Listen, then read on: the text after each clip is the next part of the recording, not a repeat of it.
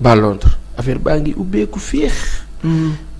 y a un vent là un air frais au mois de mars. On l'avait dans le temps depuis quelques années on avait perdu ça. fin mars kay ngay wax. On a perdu ça et puis on retrouve ça yàlla daal mooy sunu borom. non c'est vrai à un moment donné dañu wax ni mi mel ni décembre nga nekk. à un moment donné on disait seddaay amatul. exact on disait seddaay amatul. c'est comme si c'était décalé mais mu ñëw ci moment boo xam ni nit ñi voilà dañu bëggoon changement bi am ak voilà un jeune qui arrive. Comme chef d'État monsieur Bassirou Diomaye Faye Diakhar maintenant c'est Diakhar. Il faut dire Diakhar le pays ñëpp war a Diakhar. Diakhar. xamul Diakhar oui. parce que comme Bassirou mooy la bonne nouvelle te ñun xamuñu ko. nouvelle bu neex bu la nee bonne nouvelle boobu da ngay dem yàkkamti déglu ko. moo tax tout ce qu'il fait on regarde on observe tout au plus petit détail pour xam fan lañ jëm moo tax yàlla bu yaakaar tas. dañ doon wax naan yàlla na yàlla fal ki gën ci bopp réew mi. ñaan bu ma gëm a ngi noonu ki gën te gën ci ñun moo tax ma jàpp ni moo la gën ndax moom la borom bi fal. am na ñeneen gis nga sa ñaan bii. moom laa gëm gis nga ñaan bii ak maa gëm. wax naa koo xamante ne ku sës rëkk ci kilifa gu mag ci réew mi. goo xam jëfam mu ëpp ay wax. daal macha allah dégg mais ku ñu xam. ndaw ñi jox ko cër bu wër. xëy na su ma continuer sax nañ xam kan la. ki ko jege sës rëkk ci moom nga xamante ne saa yuy naafi la muy julli. oui ko ci suba ngoon. mooy ànd ak moom. nee na ci veille élection yi. nee na dafa toog di ñaan ba moom fi mu toog dafa yaakaar ni ñaan buy gaaw la mais dafa mujj moom dafa crampe. ndax bu yàgg. mais nee na li daan ñëw ci ñaanam rek mooy yàlla fal ku gën ci réew. ak am solo saa da ngay bëgg nit ne yàlla na falu te du gën mu jaral la lu ne mais nga ne man Pape Ousmane laa faral mais yàlla na yàlla fal ki gën lu difficile la parce que réew mi jiitu fàtteel sa bopp. Aliou Cissé li mu doon wax waa Casa Sport fàttaleen seen bopp joueurs yi fàttaleen seen bopp à un moment donné il faut qu'on s'oublie même quel que soit mon camp am na koo xam ne nag camp bi mu bokk mooy bu baax bi. bu ñaan gi dalee ci moom day falu moo tax Bassirou jàpp naa ni mooy ki gën ci ñun moo tax yàlla falk et ci biir loolu dañu kaa ñaanal yàlla kattanal ko. te kilifa gi dem na ba wax ni nit kenn du ko xeet. yàlla kenn xamul ay mbiram. yàlla na fi yéeme yàlla na yàlla kattanal ko yàlla na yàlla kattan yàlla mi ko yëkkati moo xam tax mu def ko. yàlla na yàlla sàmm ko ak njabootam. barkeel ko sàmm Ousmane Sonko mi tax nu xam ko. mi ko xamle bi ko wane. sàmm njabootam moom itam njabootu boppam ak seen ay njaboot ak tous les sénégalais. gis sëñ bi. dañu toll si dëkk jamono dëkk bu nu war a tabax boo xam ne yàlla jox nañu lépp nu tabax léegi faw nu tabax nag. faw nu tabax. nu ne naka la ñuy nekkee ci maanaam posture tabax. alors posture tabax déglu naa kilifa bi. président de la république. Bassirou Diomaye Diakhar Faye. déglu na ma que de fond en comble j'ai vu que par rapport au continent il faut que bon peut-être début bi la ñiy liggéey ak moom dimbale ko ci beaucoup de choses. bu fekkee dafa war a lire mu yor lu mu war a lire nañ ko bindal en gras et en grand. mooy bañ muy bañ di. en gras d'abord ensuite en grand taille de police bi day nekk lu mag lu lisible mu bañ ko lire. di gàtt di mel ni kuy gàtt. voilà maanaam il faut que ligne bi. kaa bind ligne la taille de police ak espacement wu taille de police bi ak sens gras wu police bi dafa important maanaam. papier yoo xam ni da kaa yore mais bind bi dana fës. mu lire ko correctement ba pare leen na ci suufu ligne bu njëkk bi mu kaa séen te du ci am problème mais bu fekkee dafa condensé trop. muy lire jékki-jékki lire la même chose que bi mu lire. moo tax boo déglu discours am na mu répété il se répète. parce que ligne ba ca topp day mel ni daf ko war a seet.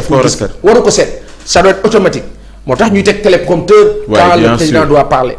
mais je dis une chose très simple moo di ne en le regardant man xamuma ko et j'ai dit à chaque fois j'apprends et je. à reconnaître moo tax nga naan jaxaar. xam nga fi ñu doon waxee. voilà fi ñu doon waxee par exemple parce que Sénégal dégg li wax fi dafa jafe. mais dégg tamit neex na. il faut mu xam nit bi la preuve am na ñoo xam ne bi Bassirou génnee wax ci lañ ko bëgg. waay ne mais ndeysaan kii ay waay kii di dafa mel ni ku timide parce que am na ñoo xam ne xamuñu ko woon mais bu desoon foofu itam gagné bi amaana day gën a garaaw au lieu muy nekk 57%. Moi on m'avait annoncé 67% ba ma bind ko sama page Facebook. Déjà. En me posant la question est-ce qu'on va y arriver 67%. Et hier j'ai vu 57%. 57 comme officiel mais au vu de tendance ni mu doon demee pour man ëpp na ko sax. yaakaar naa dina ko ëpp. bu ñu tegloo kii commission nationale de recensement d'ici demain. parce que ñoom suba la ñu war a. je pense ëpp na ko wax ñu. ëpp na ko mais ragal naa dina ëpp loolu c'est un plébiscite. c'est un référendum c'est une révolution et proprement sénégalaise. révolution boo xam ne xeex nañu tuuti ñàkk nañ ci ñenn ñi et cetera j'ai toujours une pensée à toutes ces personnes perdues. di ñaan yàlla xaral leen aljana gën a kawe. je pense à ces familles là avec qui il faut se réconcilier c'est pas seulement ñi nga xam ne ñooy les criminels yi def musiba bi mais ces gens doivent se réconcilier avec la société sénégalaise parce que dañu souffrir. Les détenus et comme je te dis comme on en a parlé ce matin. Le président de la République a parlé de réconciliation la meilleure chose pour réconcilier c'est que nit ñi lekk naan seen xel dal apaisement am facture ndox bii di cher nii seen eau ñu recadrer. mais c'est incroyable man li may jot ci ay données remontées yi may indil ci facture yoo xamante ne. c'est trop quadruplé. am na ku ma gis 43000 daan fay maintenant day fay 75000. mais loolu plan la. ñun lañ doon fay saa yi on est à des mais attends c'est pas possible il faut que. ñu ngi soog a fal njiit lu bees mbiri di yéeg nii. waaw léegi nag il va falloir que le président de la République protéger son peuple et je pense que depuis lustre c'est ce que le projet sous-entend.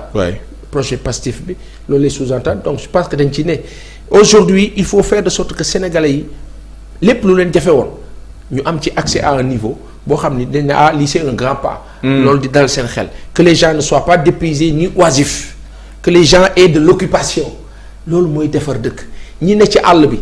nga soutenir leen sur le plan agricole pour que données bi change je pense que c'est le début il vient d'être élu. Il s'apprête certainement à faire ses consultations. Pour prévoir ou prévenir de son prochain gouvernement. Exactement et se préparer à la passation de service. Actuellement c'est un nouveau chef d'État. Ce qui se passe c'est quoi? C'est le service protocolaire. Justement étatique qui fonctionne. te ñu koy commencé gis sax d'ailleurs. exactement démb ci ñuy bàyyi xel. voilà gis nañ ni. protocole bi waxtaan ak moom voilà ce qui va se passer voilà li fi xew nii la daan demee nangam moom il va s'y accommoder et puis voir venir comment améliorer ou pas. Et je pense que daal la réconciliation dont il parle foofu la mën a jógee. que les gens soient occupés gis nga sa waay. ka war a xëy liggéey doo toog di préparer xeex boo toogee mer mooy da nga am jot ba. par contre boo leen ne war nga xëy y a des opportunités tu vois lekk bi naan bi oyofal nañ ko ça va kilo ceeb 600 francs. Vous pensez que dans un pays comme le Sénégal où le SMIC est à 60 000 que c'est normal kilo ceeb 600 francs saako ceeb 24 000 25 000 mais c'est pas possible il y a tellement de disparités loolu nag ci la war a jublu objectivement gis nga bu ci jubloo jàpp naa ne lu bëri li si des dina yomb et il a l'opportunité aujourd'hui man gëm naa dina réussir incha allah. dina réussir gëm na ma ko. oui buñ ko wax dañuy jéggi li nga wax nii ne na yombal na oyofal waaye ñi mu bokkal langue politique te gagné leen barki Dembo Ndiaye it. suñu wax réconciliation nationale da leen di laal. alors dafa am benn affaire boo xam ne peut-être mën nañ ci bañ a juum. parce qu'après tout Bassirou lañu fal. Bassirou Diomaye Diakhar Faye est le 5e président de la République du Sénégal. moom mooy doxal. et personne ne peut lui imposer quoi que ce soit si ce n'est le peuple qui l'a élu qui lui dira on est là en face de toi on te regarde faire wala monsieur le président on vous regarde faire et on va apprécier ce peuple là pour l'instant est en pleine symbiose avec son président yàlla bu loolu yàqu. yàlla na loolu law ba faw Sénégal doxee fi changer parce que simplement l'espoir fondé en lui dafa grave. Il y a une immensité de travail du sieur Ousmane Sonko. Ce qui fait que en termes de fruits on dira oui Bassirou récolte mais en fait c'est le projet qui récolte. Que le projet sous-entendu quand bien même que le projet est incarné par quelqu'un symbolisé par quelqu'un qui doit le driver. Donc aujourd'hui jàpp naa ni l'opposition elle doit rester à carreau s'opposer si lui maintenant il sent le besoin ou voit la nécessité de devoir exploiter ou utiliser l'expertise des uns ou des autres. Oui. Ou de quelqu'un ou de l'autre moom la concerné moom ak ay équipe am yi ko wër moom ak waa Pastef yi mu nekkal moom parce que saa waay moom la ñu fal de. moom la ñu fal beneen bi. moo di ne toutes les comme coalition Diomaye la. oui. toutes les parties prenantes ñi nga xam ne bokk nañ ci ñëpp. nañ dund sacerdoce. mooy. ku mu woo wala kuñ ci woo nga xam ni loogu la kuñ ci woow dimbal nu rek suñu micro yi.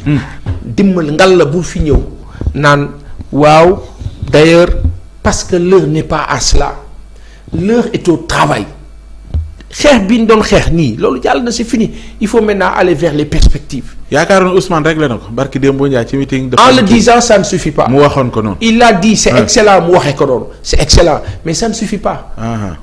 yow Sénégalais rek am na ñoo xam ne ci bàjjenu Ousmane la ñuy dem. léegi acte bi mu am nag acte bu mu teg moom it Diomaye Diakhar Faye. oui du doy mooy démissionner ci instance yëpp. c'est excellent pour wane ni. c'est excellent du amati dara lu koy tënk. c'est excellent ça c'est bien ça c'est super laa la wax. si seulement le président Sall l'avait fait en 2012. parce que ay acte ngay poser acte yooyu moo lay pousser ci yeneen acte yi. jusqu'à ce mooy il se libère. ba pare saa waay attends tu penses que Bassirou Diomaye Diakhar Faye 5e président de la République du Sénégal va devoir être toujours dans ce cercle-là soi-disant de. oui naan gagnando gouvernando ensemble. Non, ça se passe pas comme ça. Il est chef d'État il impose et s'impose loolooy dëgg. il a les cartes en main maintenant il diligente n'empêche am na ñoo xam ne dina wax ak ñoom off the record foo xam ne kenn du fa nekk par exemple je puis rêver et imaginer que tous les jours tous les soirs par exemple monsieur Bassirou Diomaye Diakhar Faye sera en face de monsieur Ousmane Sonko ñu toog waxtaan tey d'ailleurs on a signé on a fait on va devoir faire pas pour dire que Ousmane Sonko day influer sur la décision présidentielle mais tu peux en faire un conseiller kakaa bañ. kay bañ loolu kan moo kaa bañ personne. Ouais, parce que boobu dina am prérogative. parce que loolu par exemple loolu mën na am off the record foo xam ne kenn du fa nekk xam nga kenn xamul ni ñu ngi toog di waxtaan. qu'est-ce qui ne nous dit pas que fi ñoo toog di wax ñoom ñaar ñu ngi toog di seetaan moi je dis au-delà de tout je prie que dara bañ a dugg seen diggante kenn bañ cee. yaa ngi ciy insister di ko wax rek depuis boobu waaw yàlla na ci yàlla def jàmm yàlla na ci yàlla def sutura parce que dafa bëri ay exemples yu mel noonu la dernière fois je t'ai parlé de Amadou Aïdjo et Pierre Paul Biya plutôt y en a foison Gnassingbé et Adema ak Sylvanus Olympio te Togo ak